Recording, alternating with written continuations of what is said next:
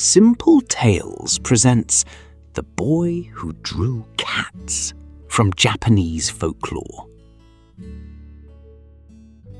Long ago, in a quiet Japanese village nestled among green hills, there lived a young boy who loved drawing cats. He drew cats everywhere. He drew them on scraps of paper. He drew them in the dirt. He drew them on wooden boards and along the edges of books. Whenever he saw a cat stretching in the sun or chasing a leaf through the wind, he would rush to sketch it. His family owned a small farm, and they hoped he would one day help with the work. But whenever the boy was asked to tend the fields, he became distracted. Instead of watching the crops, he would sit beneath a tree drawing cats. Instead of carrying supplies, he would stop to sketch a sleeping kitten. His parents worried.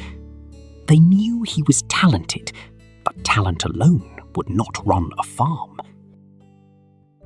At last, they decided the boy should study at a nearby temple. Perhaps the monks could teach him discipline. The boy agreed and travelled to the temple. The head priest welcomed him kindly. For a time, the boy tried very hard to focus on his studies.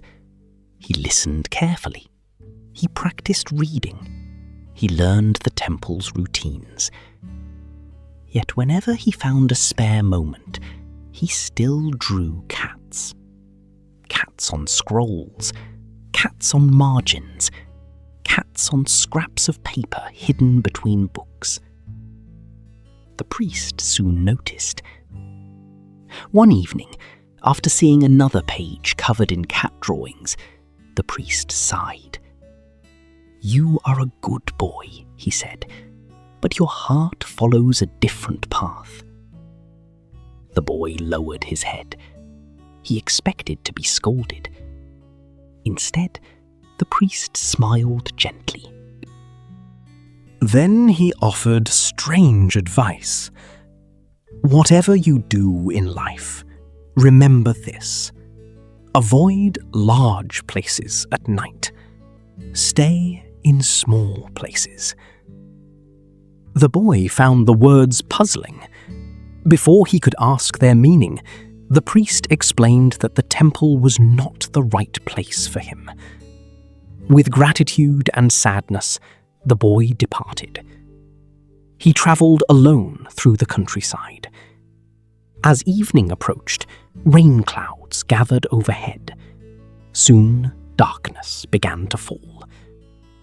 The boy searched for shelter and eventually discovered an old abandoned temple hidden among trees. The building appeared empty. The doors hung crooked on their hinges.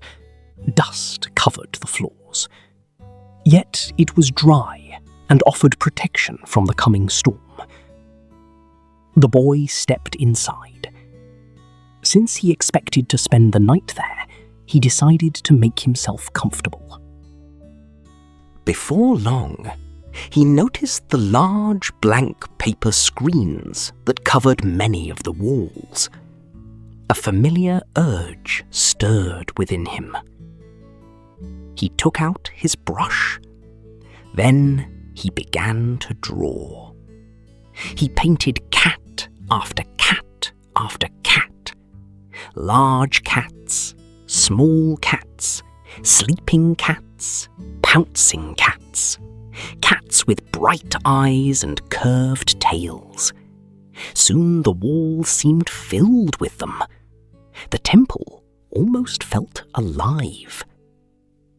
By the time he finished, the storm had arrived outside.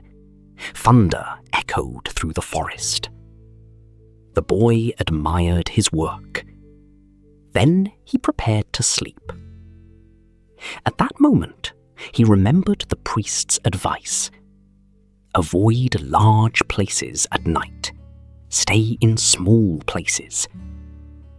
The temple hall was enormous. The words suddenly felt important. Though he did not understand why, he decided to obey. Near the back of the temple stood a small storage cupboard. The boy squeezed inside and pulled the door nearly shut. From there, he listened to the storm. The hours passed slowly. Then he heard something else. A strange sound. Scratch, scratch, scratch. The noise echoed through the temple. The boy held his breath. The scratching grew louder. Something heavy moved across the floor. The sound was followed by growls and violent thuds. A terrible struggle seemed to be taking place somewhere beyond the cupboard door. The boy trembled, but remained hidden. All night long, strange noises filled the temple. Then, just before dawn, silence returned. The boy remained inside the cupboard until sunlight crept through the cracks in the building. Finally, he stepped outside. What he found left him speechless. In the center of the temple lay a gigantic dead rat. It was far larger than any ordinary rat. The creature was almost monstrous. Its claws were sharp as knives. Its teeth were long and yellow. The villagers later explained that a giant rat spirit had haunted the abandoned temple for years. No one had dared remain there after dark. But the most astonishing sight was found upon the walls. The painted cats were no longer untouched.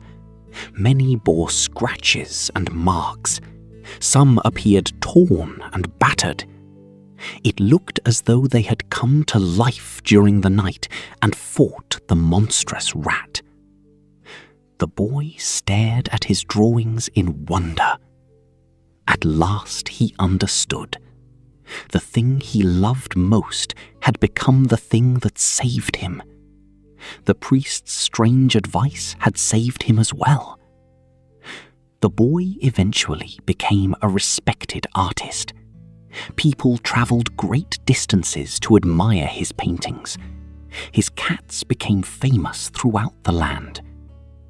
Yet he never forgot the lesson he had learned in the abandoned temple. For years, others had viewed his love of drawing as a distraction. Even he had sometimes wondered whether it would amount to anything. But when the moment came, the skill he had practiced so faithfully proved more valuable than anyone could have imagined. The gifts that make us different are not always weaknesses. Sometimes they become our greatest strength when the right moment arrives. If you enjoyed this tale, please like, subscribe, and share Simple Tales. There are many more legends waiting to be told.